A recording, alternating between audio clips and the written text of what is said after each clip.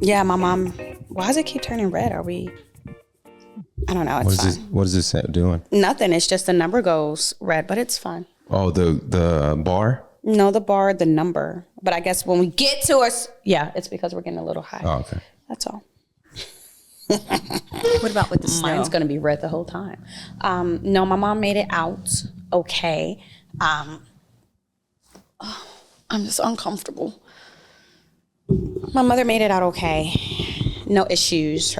Her flight, I don't think her flight got delayed, but when Matt was coming back from Naples, his flight got delayed like crazy. But me being who I am, I found a way around it. And luckily the flight before his was also delayed a little bit. So I was able to get him on that flight that he would have missed, but was delayed, and he was able to get back at the same time. So it worked out. Okay. I'm so glad it worked out. I got confused there, but it's okay. It's hot in here. It is so hot in here. And if I'm hot, y'all must be in a sauna. Yeah. It's steamy.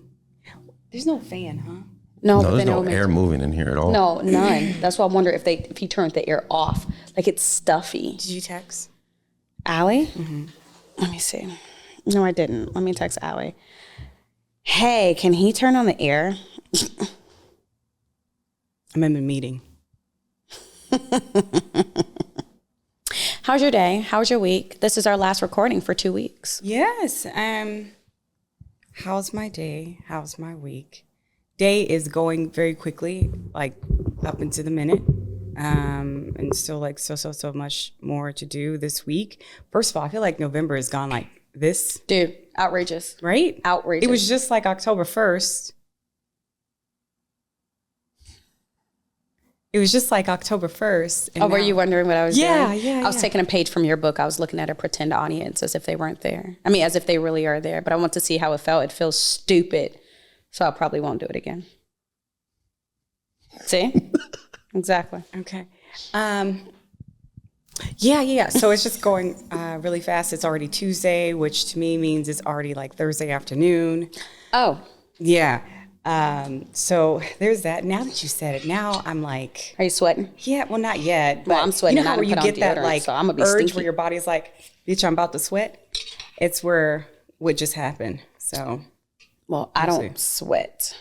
Even when I work out, it's very rare that I perspire. And when I do, I go, oh, I'm perspiring.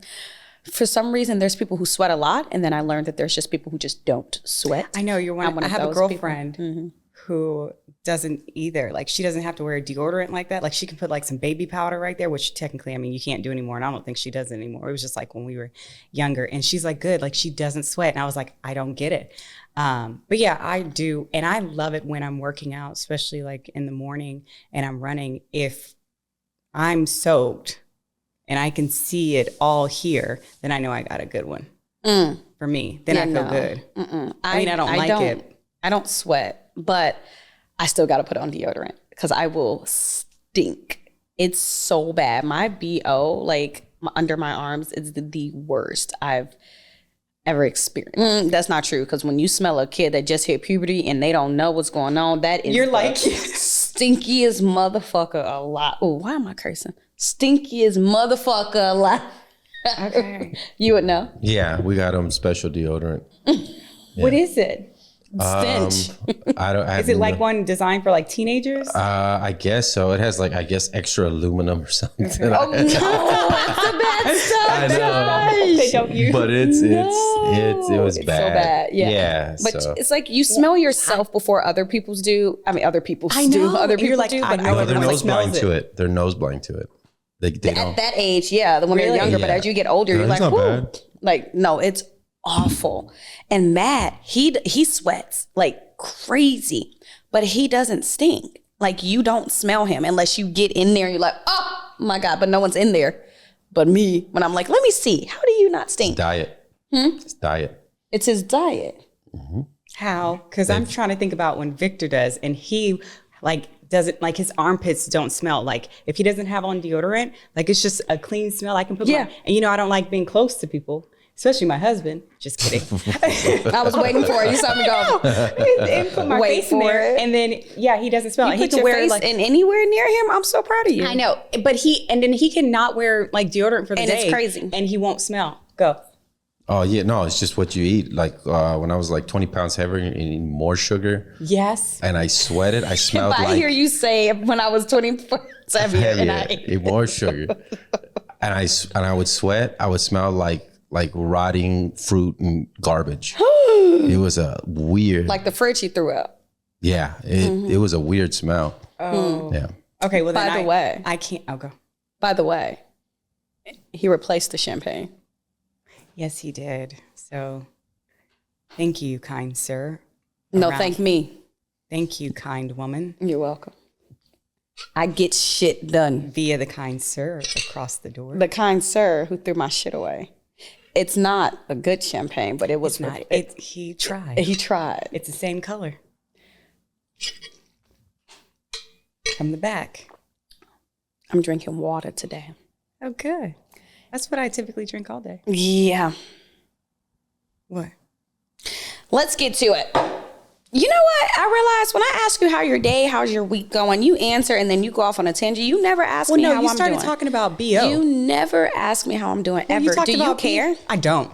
Okay, good to know. Hey, you went off about B.O., so I let that conversation go. And then now we're here. And you I don't said, even know why we're still talking anymore. And then she said, by the way. So I stopped talking when she said, by the way. And then you went into that. And you then really went don't to care? this. Do you realize how rude you sound? Can I finish? No, let's go back to your rudeness. You don't care. I do care. No, you Was don't. It? Oh, my God. You said, I don't. Okay, Brittany. Brittany. Thank you. I already did. See how she cuts me off before I even talk, y'all? Can I finish my sentence? No, because it's going to go on for 20 minutes. It didn't. How was your day? How was your week? Fine. There we are. So you had some questions you wanted to do? No. Okay, great. So with the holidays and everything coming up, oh, wait, before we get started, I guess we'll continue on. Happy Veterans Day to all of our active and our military and inactive military members. Thank you so much for your service to our country and to your families, for them to be able to allow you guys to be able to serve for us and our freedoms here in the United States of America. Thanks. What? Her face? Did you say something? Mm-mm. Okay. I want to make sure I don't cut you off. No, you just said a lot. Happy Veterans Day. I want to be respectful. That's nice. Good for you. Always respectful. I appreciate it. I love our troops. Every time I see a troop, active or inactive, I go, thank you for your service. Same. Every single time. I see law enforcement, thank you, because people sign up to put their lives on the line to do shit that other people won't do, and then always have something to say, always have a critique, always have, well, why didn't you do it like this, or I would have did it like this. You don't know. You're not there. I used to say it all the time. If it's me or you, I choose me. Put my face all over the news. I don't give two shits. I'm going home to my family. So thank you for your service. Happy Veterans Day. Well, that reminds me, I got to call my auntie. Today's her birthday. Oh, happy birthday to your auntie. Happy birthday to my auntie. Okay. How was your mom's visit now that she's returned safely back home? It was actually okay. It wasn't as bad as I thought it was going to be. She was extremely helpful, which is shocking. But it was also an enlightenment for me because it made me realize that, like, I saw her in a different light, like not as the person that I feel like disappointed me or let me down in any way. I saw her as, you know, a person doing the best she can with what she has. And I just watched her with the girls and I'm like, you know what? I got to this point. I am where I am and I'm doing quite well. And they aren't as directly connected to her as I am. So it's not like she's gonna mess them up or anything. That would be, if they're messed up, that's on me. But yeah, I just saw her in a different light, and it was nice having her there. It was helpful. She was helpful. Good. I'm so glad it was a great visit. Yeah, there was a point where I asked her to do something. I was like, "Hey, do you want to watch the kids while I run out with Matt or something?" She's like, "Do I want to?" I said, "No, that's okay. I screamed my nanny's name and I was like, "Hey, can you work overtime?" She's like, "No, I'm here. I'll do it." I said, "No, don't act like you're doing me a favor. I'm not pressed. I can pay somebody to do this. Either are you going to or not. I'm sick of all of this." She's like, "Fine, Brittany, I'll do it." I said, "You're not doing me a favor. You're not. If you don't want to do it, you can take your nasty ass attitude and stay in your room. I don't need that." But it's like, I don't know what was going through her head, or if that's just a, hey, do you want to do this? If it's she just feels triggered by the way I asked it. I cannot ask it, but I don't know. That was the only little gripe I had. Okay. It was a question that you asked her. You can shut the fuck And up. she attempted a response, and you said No. Okay, y'all can go have a play date together since y'all want to be two peas cut from the same pod. No, I'm just saying you asked her a question, and she was getting ready to answer, and No, she knew what she was doing, and she knew the question I was asking, just like you know the question I'm asking. I was going to ask a different question in regards to it, like kind of a little bit more of the background of the situation, like, but I don't know what was going on. I'm saying in a sense of like, was she with the girls like the entire time? And No, she was at just taking a work. break? She was at work all day, and that's why I said, "Hey, okay. do you feel like watching the kids? Do you want to watch the kids while I go to Matt's show real quick?" Okay. And it was she was like, "Do I want to? You got to ask the right questions here." You know what? Got it. That's okay. Yo, Marty, can you come over here for? No. Why are you asking her? No, don't start now. Anyway, who keeps opening my front door? Because it's going off. Okay, so I told you I recently posted on my Instagram asking people what they wanted to hear, some questions that they had, if they had questions, if there's certain topics they wanted. So I went through majority of them, and then I wrote them down, and I wrote them down under from the people. Oh. And The first segment, congratulations. From the people. Yay, my first segment. Well, I've also wrote it down under the topics that I also had to talk about, and now I'm trying to figure out, do I want to talk about what I want to talk about first? Or, Matt told me to play the video that I sent him on the podcast. I'm not going to do it. It's quite disturbing. What was it about? Period juice. I'm going to find it. Give me a second. He goes, play the video you made me watch. And I said, watch it with the sound on. I saw the Grinch in the green underwear that you're. No. Yeah, and it was. That I've been planning already? Yeah, but I've already started they to had source. she had underwear on, but then the green hair was like flowing out the sides. Wait, that's hilarious. what are you guys talking about? Remember the bushy underwear? Yeah. And she was saying she's gonna dress up as the Grinch and wear green underwear like that.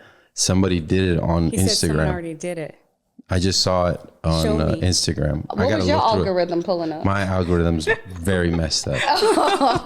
Yeah. Here, I'm going to see if I can get this video.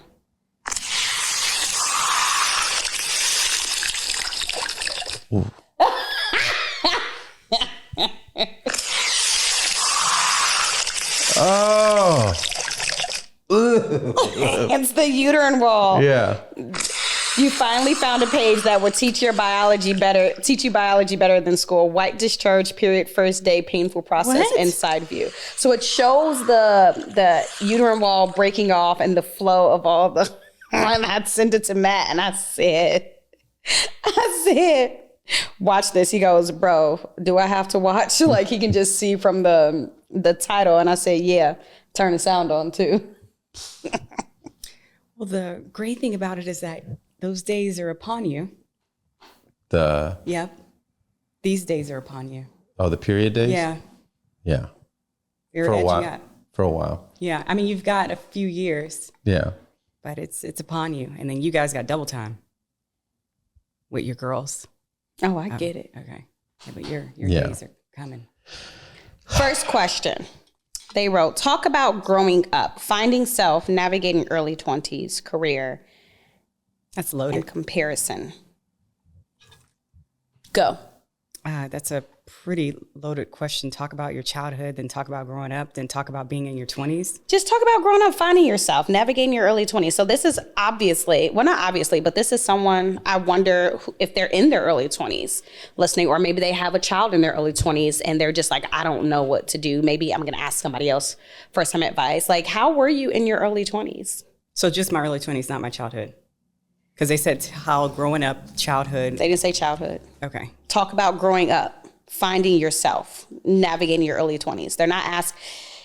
So in my early 20s, I'm just saying those are three different things. I can't. It's three different things. Growing up, finding yourself, and being in your 20s. Those are three different things. So I think they mean growing up in their early 20s. So they said growing up, but then they got more specific, finding yourself, navigating your early 20s. That's what they want to know specifically. So this is their growing up. They're in their early 20s. They're still growing up. I don't think that I found myself in my 20s. I'll say that. I think, and I think in a sense of if you're looking for specifically of like growing up in your 20s, I think it's still a growing process throughout, you know, each tens of your years, right? As you evolve in those years. As far as finding myself, yeah, I don't think I necessarily found myself in my 20s.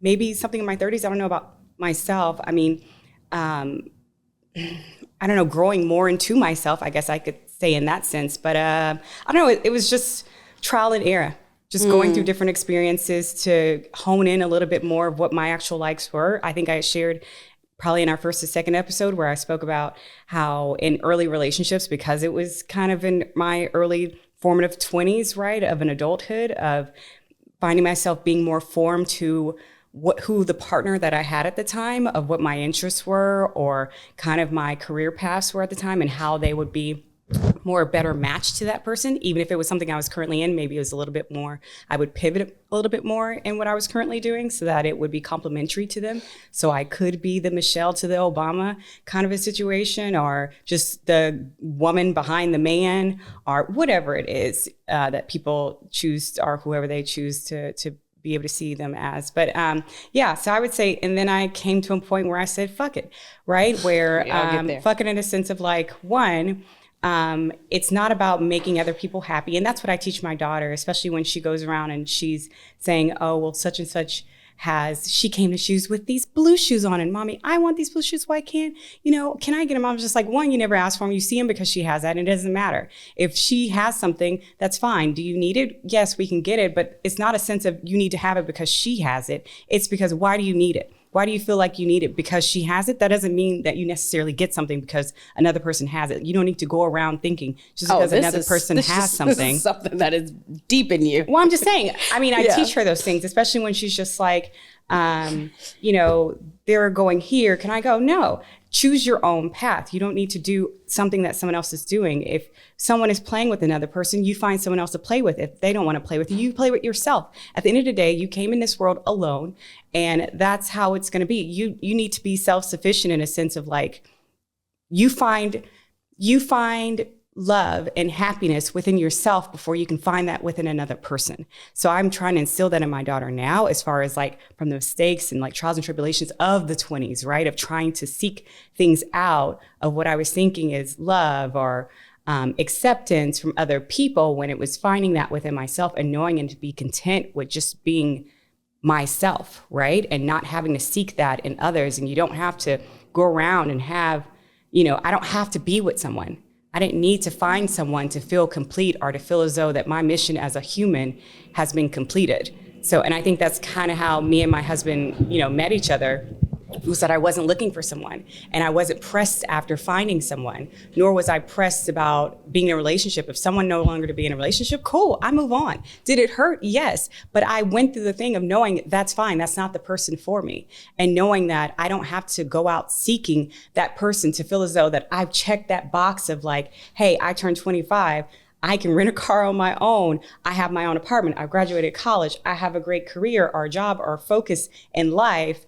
I have a great friend circle. I have a boyfriend that we are on a track of getting married by the time I turn 29 or 28, and then I'll have my first child. Like, letting all that go, in my opinion, letting all that go and thinking you need to check a certain list because of another person or what you think this ideal is to be or where you should be at a point in time, just let that go and just like be and enjoy the moment, enjoy yourself, and honing in on what your likes are and what interests you and not another person, are thinking I need to go to the grocery store or a coffee shop or a hotel lobby or wherever I feel like these type of men will be. No, go where your interests are. Is that an interest of yours? And you'll find someone within the same interest in there. If you don't, you don't. I mean, there's plenty of apps, there's plenty of things to do, but the way to be able to seek the partner that you're looking for is to be you and to be whole. You have to be whole before you can be with another person, for me, in my opinion, specifically.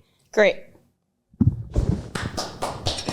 Thank you, sir. I thought you were going to say you come in this world alone, you die alone. Right. I didn't want to be morbid. I mean, I'm just like, I didn't want to be morbid. She just wanted to know about finding herself in her early 20s. You talking about being alone. I'm teaching my daughter to do this because of what I learned in my 20s. Like, I get it, but goddamn. Like, You start early. Dark shit. Started early. I don't want her to be 20s. 45 to thinking about it. What I thought about was, when I hear this question, talk about growing up, finding yourself, navigating your early 20s. Your early 20s are hard. It's like there's no direction. You're off in the world by yourself. And it's like you're in college, or you're in your career, or you're in just a job. You're trying to figure it out. You should not have it all figured out in your early 20s. You should not. You are not going to have it figured out. And that's just life.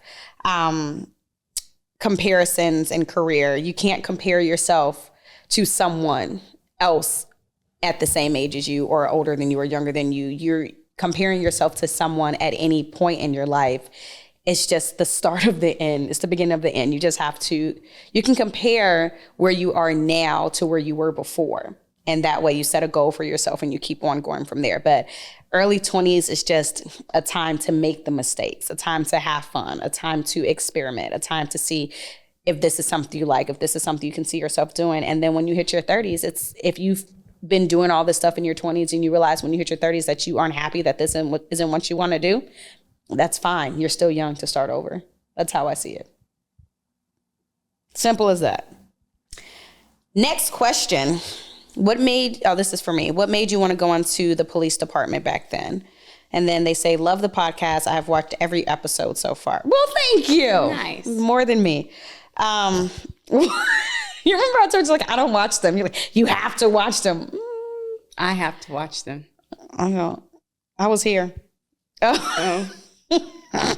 Okay, what made you want to go into the police department back then? Well, I moved to Philly. I went to Drexel College of Medicine, where I got my master's in forensic science. I worked for ATF for a little bit in criminal intelligence, and I was back in Chicago. I moved back to Chicago for a little bit, and then I asked them if they can transfer me to Philly, where I can finish up an internship that I had. And I wanted to go into crime scene investigation. And so through crime scene investigation, there was one way where you can go as a civilian, but I didn't get, in my opinion, that wasn't enough to pay my rent, groceries, and my student loans back. And so I went the sworn route. I did an internship with the crime scene unit and met a couple people, did some networking, and found out the process to get there, and saw that I was a round peg that fits into a round hole, and versus a square peg that was trying to make it into a round hole just to say they went there. I fit the description, okay, to work in that position. I had the experience. I had the education. I knew what I needed to do to get there. But so I went the sworn route. And so I became a police officer, patrolled a bit. And then realized it's not about what they didn't really care about that. They didn't care that I was a round peg that could fit into a round hole, that I fit the bill to be with the crime scene investigative unit. They cared about, oh, well, who do you know? How much time you got on a job? Oh, you don't. You need to get on the street first. It's not about that. It's like, I didn't get on this job to patrol. I did this to use my degree to get to where I want to be. So I found out fast that it was a bunch of bureaucratic bullshit, and it didn't matter that, that you went to school, that you did the experience, that you had the internships, that you did everything, right to be where you needed to be. So yeah, that's how I became a police officer. I was trying to get to the crime scene unit. So for my degree, I specialize in firearms trafficking, criminal intelligence, and crime scene investigation. And yeah, it meant nothing. So I just patrolled. And then I got pregnant. And then I ended up at the courthouse. And then I got pregnant again. And I said, fuck this. They couldn't care less. And then I became a stay-at-home mom. How did you get into cybersecurity?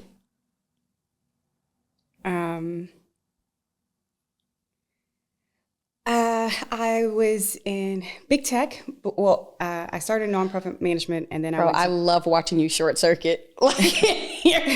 It's like you're.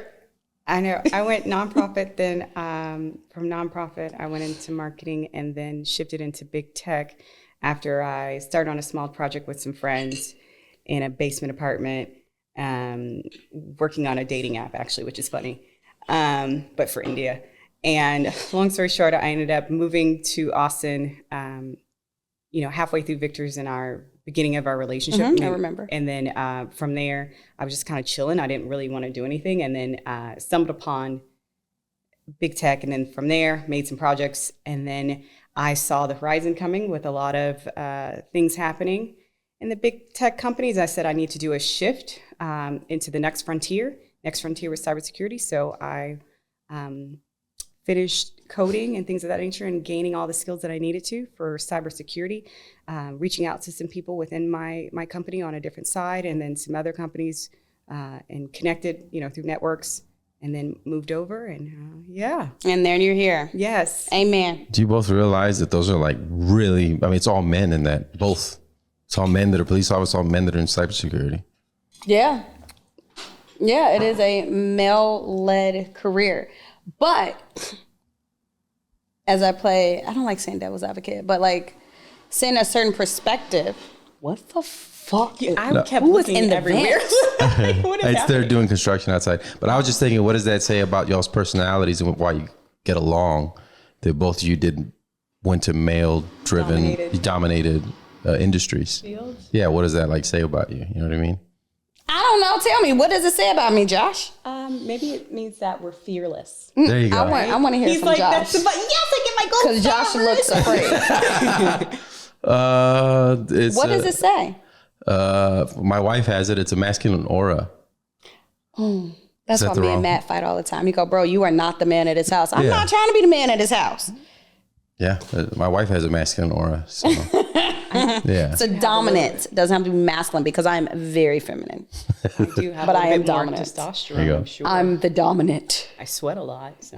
He goes with this shit.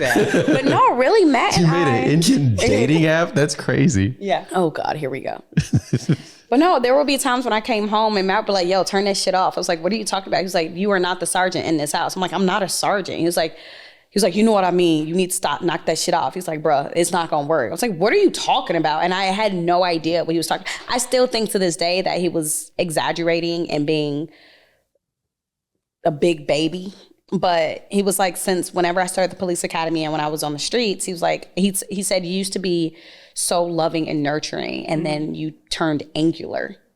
And he was like, and just hard. He was like, I didn't. You have to harden yourself a little bit to be on the streets. Yeah, but I don't think Matt realizes the shit I went through while I was there. The academy was the worst time for me. People were so mean. I can see that. They were so mean to me. And I came from, and I think I told you this before, I came from like the school world, like an educational environment where it was your job to be seen and heard. Like you wanted to participate in class. You wanted the teacher to know who you were. You wanted to make sure you asked questions. If you didn't know, like your job was to shine, to do the best you could. So your grades and stand out. And the police academy, that was the opposite. They didn't want to know who you were. They didn't care. If they knew your name, it was a problem. And so when I would raise my hand to ask certain questions or answer, I got pegged as a know-it-all. But I'm like, I would sit there quietly waiting for someone to say something, but no one said anything. And the sergeant clearly wanted you to participate, or it was a class you were learning. They asked a question and everyone's sitting there like, da-da-da. Or they would give you, hey, highlight this. This is going to be on the test. Like, bro, have some faith in us to be able to know how to study ourselves. Like I did not fit the bill there. Like, what are you doing? Are you supposed to be having that? What's the sugar count in that? There's no sugar in Zen. Okay. It does lead to high blood pressure, but other than that, it's good. How's your blood pressure? So you should Probably not good. see. Look at that. Take it out. I'm gonna call Marissa right on this. Oh yeah, on here. They hate Zen. My kids call me a Zenner. Oh, Dad's a Zenner. Oh, how they have a term for it. Yeah. Yikes. But yeah, so it was not the best for Matt and I to begin with, but we found a way to make it work. It was to the point where I couldn't even have my coworkers over at the house, but that's because he was up to no good. But yeah, it is both of them are male dominated careers, but as a police officer, I can see why. Like there used to be height requirements, physical requirements. Like I feel like, I don't know if it was monthly or what, but I still think it should be at least quarterly. And there were requirements to be a police officer. And then the women, I think it was that time where they were like still in skirts and worked at the schools. they were, but it was only like a social work type of thing. But don't quote me on this, I can be wrong. But yeah. So I have a question or follow-up to that. So with you saying that, there are certain requirements and you feel like there should be some, right? There should be some, well, you have to, right? To be able to pass certain physicals for the police force. What's your take on that? Again, just because the similarities there with military and kind of right now what's going on. I don't know if you're familiar with some of the debates there, but they're trying to pull back on some of the women within our military and type positions where I think they're trying to do it now to where there's only certain type of roles, or rolling back some of the opportunities for women to kind of limit their role within the military. What are your thoughts on that? I feel like if someone wants to sign up to protect this country, why don't you let them? But at the same time, if you're going to sign up to protect the country, you have to be able to. So I don't think that there should be, I think there should be standards that have to be met. Like you have to be able to do certain physicals. You have to be able to hit certain targets. You have to be able to make it through certain stress levels. There has to be a physical, emotional, mental, psychiatric, like certain tests that you have to reach. And so I know people are arguing, well, yeah, they have a standard, but they changed it for women. Women are built differently. We're built differently. So we can't do everything physically a man can do. That's just a fact of the matter. So especially an adult man that is physically fit and just has all these things or whatever. But I do believe that a physical for a woman is different than a physical for a man. But I think that the physical should still be strenuous enough to show that you can still protect this country and that you can still fight for us. So if they're pulling women out just because it's a physical thing, I think they should also pull certain men out because it's a physical thing as well. So women bring certain things to the table that men can't, but men also bring certain things to the table that women cannot. So I think it's not a one size fits all type of thing. You have to be very strategic and smart about it. But you still have to reach there still has to be a certain requirement, and it goes on both ends. That's my opinion on it. Yeah. I would agree with you on that. I think wholly, honestly, because I think it's not even about the women who are entering. It's the ones who are currently existing in those roles who have been meeting the standard or surpassing them, that they're trying to now change the standard, right? To where it is almost reflective of the men and not in a similarity to a women's physique, but directly to a man's. And I don't think that's right. And I believe honestly, wholeheartedly, yes, anyone who wants to get up and serve and put their life on the line for this country, allow them to be able to, if they do meet the criteria. The criteria, right. And not the bare minimum. No, they exceed. Yes, especially on a psychological Dude, I remember during the psych test, there were people who failed it to get in the police force, and they gave them another test. They was like, oh yeah, they failed me the first time I took it in. You shouldn't be here. Like this isn't a redo. Like, thank you for your time. That's it. I don't understand. So let me ask you this. And I love that you said that. I wonder, and I don't know. So from your experience within the department you're in, is there like a yearly that happens to be able to check those things again? Like from a psychiatrist? No. I can't even speak. No. They have something called, it escapes me right now. It's like cops helping cops. It was something that they had. Oh man, it's gonna kill me now that I can't even think of it. It was called something where you signed up. Like you would tell your sergeant you had to go and they will make an appointment for you and you went down, and it was kind of like a therapy session, but they weren't therapists and they weren't licensed. They didn't have the qualifications or anything, if I'm remembering correctly, but it was just someone that you can speak to that was also an officer that has been through things in case you had no one to talk to. Okay, like a peer-to-peer type of situation. Yeah, but I can't think of the name of it, but it was shit. It was shit. But they have that, but there's no requirement. I will say our behavioral health insurance was hands down the best. Like if our insurance didn't cover it, let's say I have Independent Blue Cross with the police department.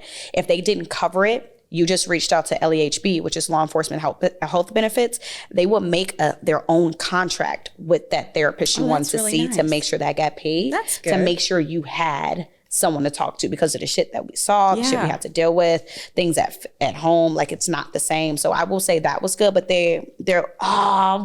Jim, and it was just on the tip of my tongue. I don't know, whatever. Okay. But no, it wasn't a yearly thing or a quarterly thing. There were no more. Once you were on, you had no more physical exams. You had no more psychological exams, psychiatric exam. You were just in, and you just stayed in, and you just slid on through. And I think that's the worst thing. So like, and then you kept getting like, oh, defund the police. I don't think you should defund the police. I think you should properly allocate those funds to make sure people are okay, to make sure you don't have an increased rate of people eating a bullet, eating their own gun. Like, there should be certain training that you get. Like, I shouldn't be sitting in the academy for 3 months not doing anything. And then when I get out, oh, you got to go back to get taser training. That's something that should be done while you're there. So it's like that. I can go on and on about that, but next question. Thanks for sharing. Oh, no problem. I wish this lady would stop fucking texting me. Next. How was your day? How was your week? And that is what we call a callback.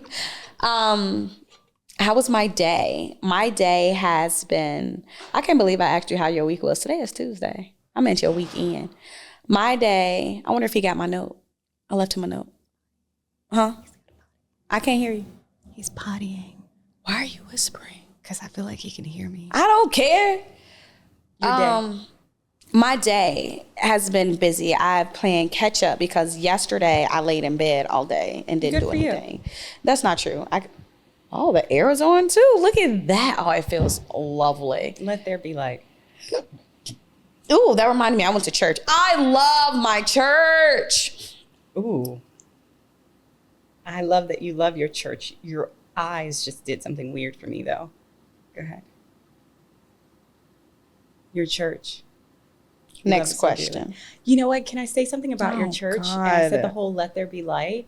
I've really been obsessed lately with House of David. I don't know if anybody else watches it. It comes on Prime Video and Wonder Project. No. It's about the story of, David and Goliath, but David after Goliath.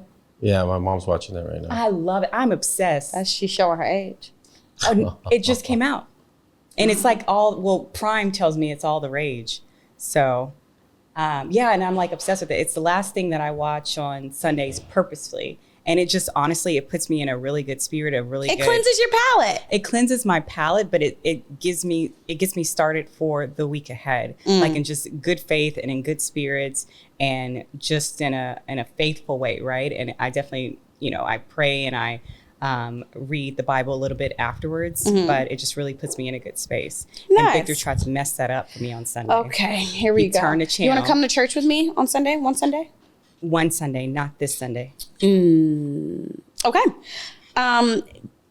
England versus. England versus. Did she say what, because Liverpool? she has a doctor's appointment? Something about an appointment. I said I have an appointment. Well, I have not like an actual physical appointment. It's something with my mom. Okay.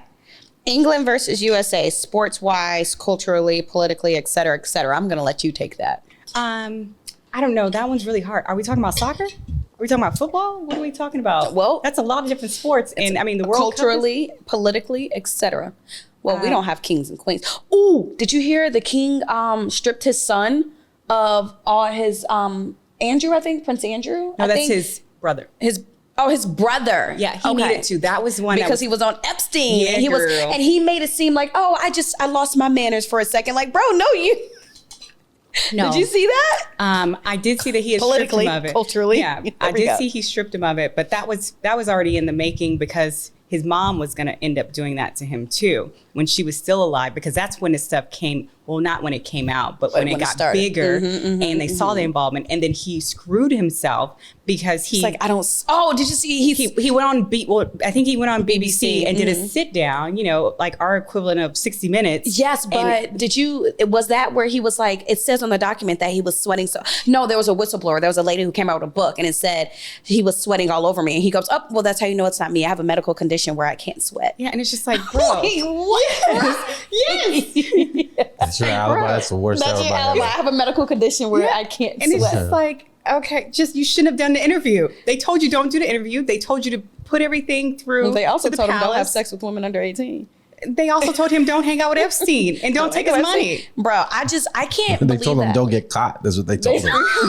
Well, the palace did after he did it, right? Yeah. It's just like, But my thing don't is be a fuck up is men. what they told him. Don't be a fuck up. But with men, and they're like, oh, are you 18? Oh, great. Dude, I don't care for you. She's 18. She's still wait, at they home. asked for the number? I didn't know No, they- I'm okay. saying there's some dudes out here that be like, man, let me make sure you, at least she 18. Like, dude, she's still a baby. She's a child. She's still a teen. She's a teen. She's not even in her 20s. She's not even old enough to drink. At least wait till the hoe is 24. Like, damn. With that, how do we feel about, and I feel as though that pageants in general are not what they used to be. So, I mean, you got to be 18 to be Miss World, Miss Universe, Miss USA, Miss America, Miss whoever. MS, but the little miss. Yeah, I'm sorry, MISS, the little miss, little miss, or whatever they're called. Little Miss. Like they have like young pageants, like Miss Teen or so and so. But it's like they're just parading them around as well. This is a man's world.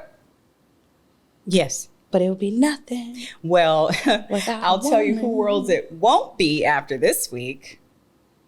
Mr. Thailand. What? Oh, did you not hear about the Miss Universe competition?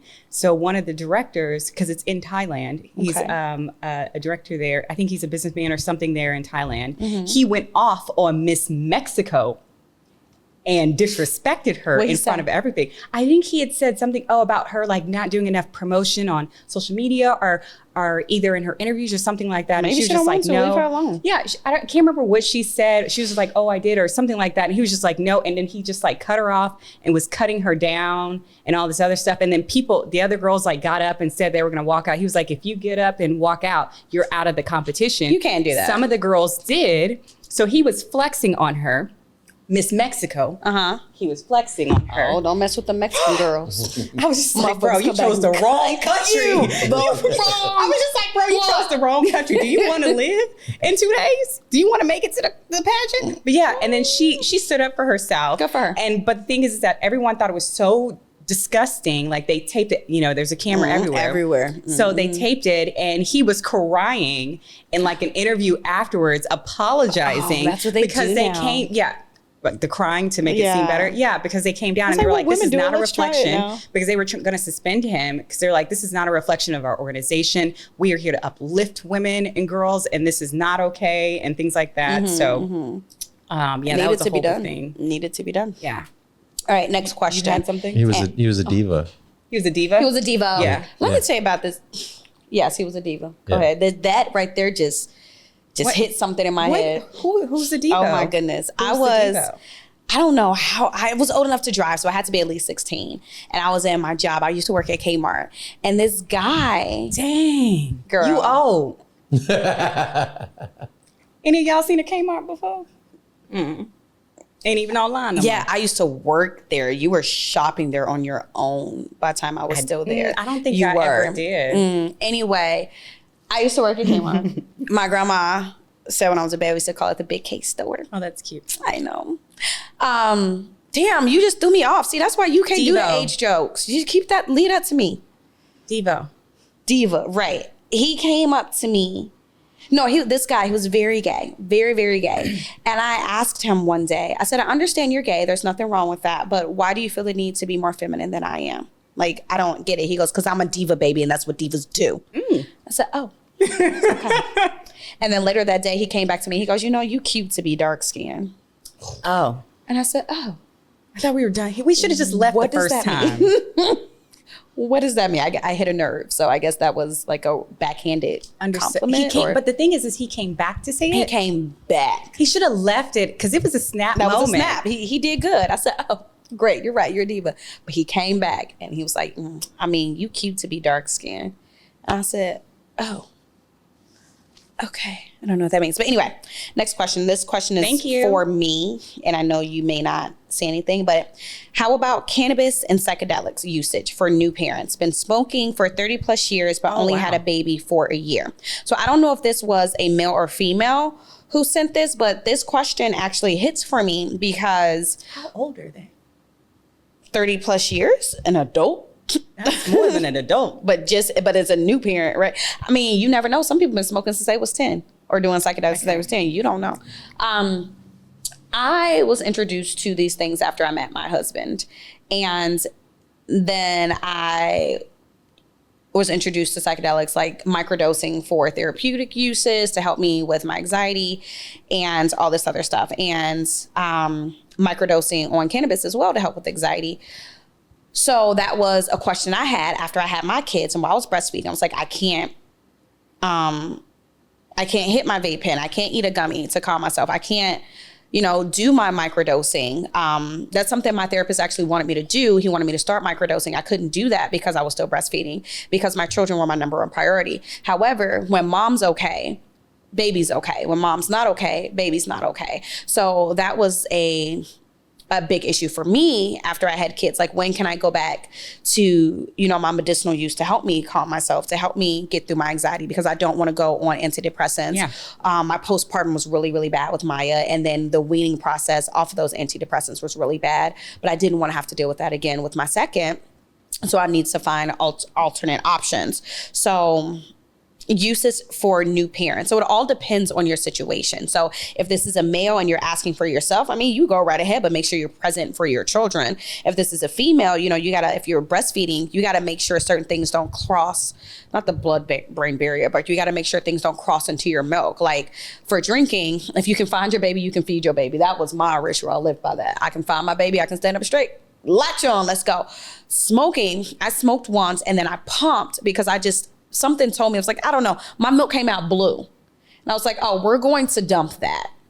Yeah, I'm not giving that to my child. So I knew that I couldn't have an edible, or I just couldn't do it. But there wasn't enough studies. I even asked my pediatrician, and she brought out this big book that she used a lot. She was like, there's no studies on it. The studies that they do have, they can't come up with any conflicting information or any information that says it's bad for you. But then they go and say there's not enough studies. So for her, she was like, it looks like they don't want to say, hey, it's okay to do it just in case something happens. But none of the studies are coming back to show that it crosses, that it's bad for your child. But at the same time, you're not going to tell someone to do a drug that the government doesn't allow and then something comes back. Now she looked up psilocybin and it goes, yes, it definitely crosses through the breast milk. You cannot do that while you're breastfeeding. So it's like that I didn't do. But once I stopped breastfeeding, once I knew that both of them were done, I started my microdosing. So it all depends on the person, and it all depends on where you are in that phase of the new baby. But under no circumstances should you get high on anything while you have your child. Under no circumstances. And also, I thank you for sharing your journey and your experience with that. Yeah, I still microdose to this day. Yeah. I don't have any experience in that area. Because you're a prude. I am. I am. I texted her this question. She was like, what? Who does that? I was like, me, actually. Thanks. Yeah. So, I can't. So that's great that you can be able to share that, right? People, that's something that people can relate to. Yeah, I can't relate to that whatsoever. I think it's great to, as you said, to do your research on it. That is different for each person and individual because of what's going on with your body, what you can and cannot tolerate, or how it impacts you or your child. And because I know with like the alcohol, it has those little strips that you can test your milk with to make sure there's not like alcohol in it, so that you can do a pump and dump and stuff like that. You said what? I said I wasn't doing all that. You getting it. If I can find your ass, I ain't drunk enough. Yeah, girl, I didn't drink for like 2 years. Absolutely. And I drank while I was pregnant. Yeah, I had one glass of wine. Yeah. The only thing that I did other than water was that I was like really into, maybe like once or twice a week, I would do like a sweet tea, and I would go to like Chick-fil-A just to get that way too sweet. Drank sweet tea while you were pregnant? Girl, all that sugar. Oh my goodness. That's why my daughter loves sugar diabetes. Now. I know. That's all I thought about. Was just like, woo. Having to sit there through that test. Matt was like, you didn't fail? I said, no. He goes, the system's rigged. He said, I don't believe anything that comes out of that. He says, if you didn't fail, this man talked so much shit about me, about what I ate and what I did. And then his ass is the one who ended up pre-diabetic. And then when I found out, I said, all that stuff you talked about me. All that shit you talked. You should probably take your own advice. I know. He was so mad. What's your about doing drugs? Yes, about doing drugs. I tried to get my wife to do drugs with me, but she wouldn't, even after she was done breastfeeding. So, was she to this day? No. Well, I think she just doesn't want to unwind certain parts of her brain. She's get just that. like, I get It's that. there. Let's just keep it there. Yeah, I get that. I agree. Yeah, I can see that. And I feel like when she, Yeah, I can see that. I feel like when we hit 50, she's gonna be like, let's do it. Let's do ecstasy. Do it. I'm gonna be like, we're 50. I know you're like, now you want to do Yeah, now it. you want to do it. Do No. it. I think that's what my biggest fear is addiction. Like, I don't ever want to be controlled by something or be out of control is what it is for me, is being out of control of a situation that makes me uncomfortable. That makes me uncomfortable. So anything that I feel, even if it's a food or a drink, I cut it off before I feel like it's becoming not a trend, but a habit or something that I'm wanting. Gotcha. Like habit forming. So I try to stick away from anything with like habit forming. So that's why I stick with my water minus my Mio. I have gone off of Minus your Mio. Mio. I have gone off of Mio and it's been rough. But I just try not to. But yeah, I would say that, thanks for sharing that, Brittany. I'm sure people want to hear that.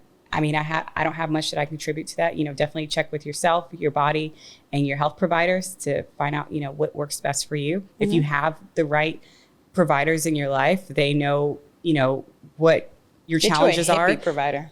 You said what? I said, get you a hippie provider. The hippies. Well, yeah, someone who's knowledgeable. That's what I'm saying. Who knows you, knows what you're going through, knows, who's also properly educated. Yeah, who's also properly educated with credentials. Exactly. Credentialed. Yeah. And not just an online credential. Like not, how you can all, you can be officiate a wedding in 10 minutes. Not that type of certificate. Anyways, she's gone off. We'll continue the segment next in 3 weeks. Happy Thanksgiving to all you motherfuckers who put up your Christmas decorations already. Take them down. Please, until Black Friday. Yes, because that's the day after Thanksgiving. There's if you ever watch Plane, Trains, and Automobiles, it's this part where he's getting a rental car and this lady goes, okay, talk to you later. Gobble, gobble.